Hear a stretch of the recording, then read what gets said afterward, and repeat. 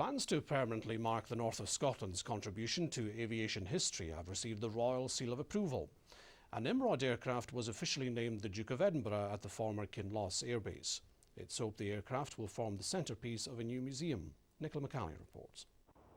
For 40 years, the Nimrod was Britain's maritime reconnaissance aircraft, but this giant of the skies took her last flight almost 4 years ago, after plans to replace the model were scrapped under the government's Strategic Defence Review.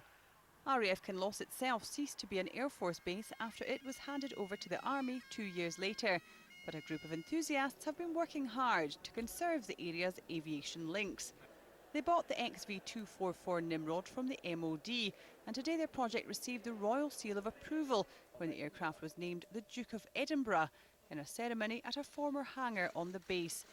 The Morayvia charity says it's delighted to have the support of former Air Commodore-in-Chief Prince Philip, who had visited the base many times. And he has flown on Nimrod on a number of occasions, and so we felt it appropriate that this last aircraft should be called Duke of Edinburgh, but of course that was something that needed the Duke's permission, and it was granted, and that's absolutely delighted us.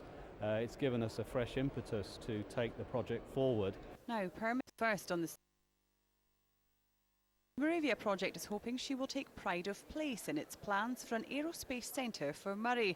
It's working to site it temporarily on the grounds of a former primary school, but is seeking a permanent home. I've seen Shackletons, I've seen Gannets, I've seen Buccaneers, I've seen Tornadoes, I'm about to see Typhoons.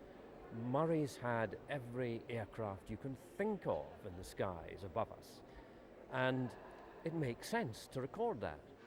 Those behind the project say they hope today's naming ceremony will further strengthen their case for an interactive aerospace centre here in Moray, preserving the region's important aviation history for generations to come. Nicola McCallie, STV News.